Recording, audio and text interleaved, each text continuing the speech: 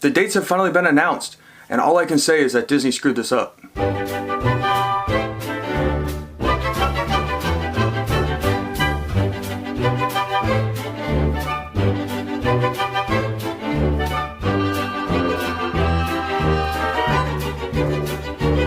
Your attention, please. What is shaking, everyone? Welcome back. Disney has finally announced the opening dates for Rise of the Resistance for Disneyland and for Hollywood Studios over in Walt Disney World. Now, these dates might surprise you, but for some reason, I'm not. December 5th is when Rise of the Resistance is going to be open, but not in Disneyland, in Hollywood Studios. Yes, you heard me. Walt Disney World is getting their version first, followed by Disneyland on January 17th, 2020. So whatever happened, whatever went wrong, it was pretty big. And I think we might have at least a clue or a hint as to what actually happened. When it was announced that Rise of the Resistance was not going to be open with the rest of Galaxy's Edge here in Disneyland, the rumor mill went wild. Is the building not ready? Are animatronics not ready? Is the Wi-Fi system not ready? This attraction is trackless. It relies on Wi-Fi. And Disney did not come out and tell us what exactly happened. What is causing this delay? But the fact that Walt Disney World is getting theirs first is a big hint as to what exactly happened. So obviously Galaxy's Edge here in Disneyland opened up on May 31st, well ahead of Walt Disney World's version. And that is because we broke ground first. Disneyland broke ground far ahead of Walt Disney World. They also have more weather issues that they need to worry about, more delays itself. So that explains the gap between Disneyland and Walt Disney World's. So how come if Disneyland's open first, why aren't they getting Rise of the Resistance first? Well, the big difference between these two is Disneyland's was pretty much complete. Galaxy's Edge was basically completed back in February. Yeah, they're still doing some concrete work, they're still doing some facade work, but the rides are done. Everything's done. The buildings are done. You know, the bulk, 95% of the land itself was done back in February, if not sooner. Where if you move the timeline along, Walt Disney World's version isn't set to be done until about now, June, May even. So we're looking at a 3 to 4 month gap. You go May 31st, June, July, August, end of August, so it's 3 months. What's February? February, March, April, May. April, May. They've understood that they had an issue. When they went to test Rise of the Resistance, they had an issue. But Disney World still had time to fix it. Disneyland's was set in stone. Disneyland's was completed. They hoped that when they fired it up, everything worked. Obviously it didn't. Something went wrong. And that is why theirs can open up before Disneyland's. Walt Disney World's was able to fix the problem because they hadn't finished. They had not completed their project. Where Disneyland was already completed when they discovered that they made an error. Originally, I believed it was probably the Wi-Fi. You've got this huge, massive building. It's all concrete, steel, rebar, all this stuff, and all these props and animatronics are all in there. That's a lot for Wi-Fi to go through. I mean, how many of you have your Wi-Fi set up in one room and just 2 rooms over you have weak Wi-Fi because of the walls? Imagine having concrete, steel, rebar walls, having these huge AT-ATs, you know, conflicting, and all these things running off of this Wi-Fi. That's gonna cause a problem. So that was the first thing I thought. Automatically, it's the Wi-Fi. Kind of maybe, okay, maybe it's not done, maybe it's not completed, there's a lot going on. You know, maybe a couple months, should be fixed, no problem.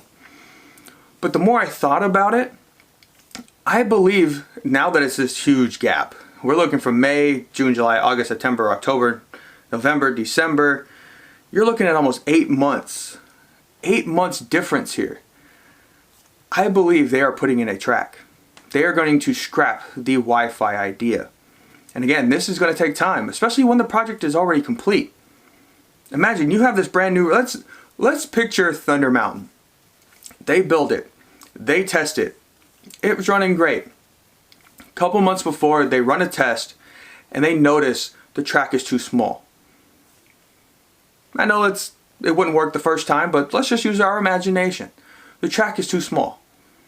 They'd have to tear it all out and put a brand new system in. That's what's going on here. They have this whole Wi-Fi system. It's all flat. All the surfaces are flat. The cars, the vehicles roll on this flat ground, on this flat surface. Now you need to go back in, lay track, lay electrical. You got to do everything. You're basically starting the vehicle process all over again. Because now you have these Wi-Fi vehicles. They're not going to run on a track. You can't just cut a slit on it, hook up some wires, and expect it to go. You've got to put a motor on these. You've got to... There's a lot to do.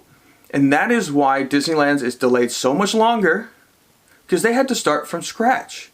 Walt Disney World was still in their completion phase.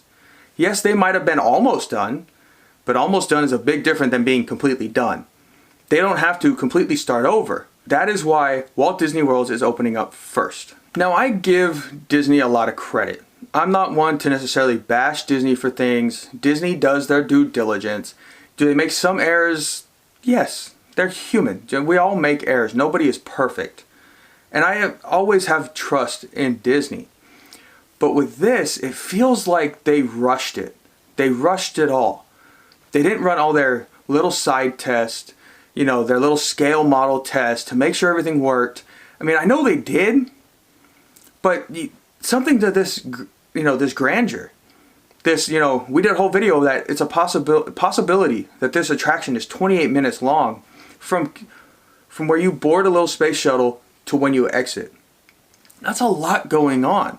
So you can't expect to do a 3/5 model and expect it to work, or even smaller than that, 1/16 model. Hey, it works. Okay, this is all going to work. You have to gradually build up. And I feel like Disney was such in a hurry to get Galaxy's Edge open, because the anticipation was here. Galaxy's Edge has kind of been a hit. If you've seen our last couple videos, you'll understand why I say kind of. But I feel like they skipped steps. They didn't do their due diligence and work their way up to full scale. So they dug this hole for them. And now they have to deal with the backlash of all of us guests who are waiting for the state-of-the-art attraction. You tease this attraction more than anything, more than the Smuggler's Run attraction. This was your pride and joy. And Disney just blew it. So if you want to be one of these first guests to ride Rise of the Resistance, when it first opens, you are going to have to book a trip to Walt Disney World. December 5th, once again, December 5th is when Hollywood Studios' version of Rise of the Resistance is going to open. And Disneyland, unfortunately, will be January 17th. Of 2020. So what is your opinion on this? Do you think the Wi-Fi caused this issue, this big backup delay? Do they have to put a new track down? Or was it something that was just animatronics? That was just the building itself? What do you think caused this backup? And are you surprised that Walt Disney World is getting theirs first? So one last thing I just thought I'd add in here. I was hoping to ride Rise of the Resistance in Florida when we go in November, but it's not looking like that's going to happen. So that's going to do it for today, everyone. I hope you all enjoyed. If you haven't done so already, give this video a big thumbs up. Hit that subscribe button. Hit that notification bell if you want to be notified when other videos like this or other park adventure videos are uploaded. And as always, if you're at any of the Disney parks, tell Mickey and Minnie I say hi. And I will see you all a little later.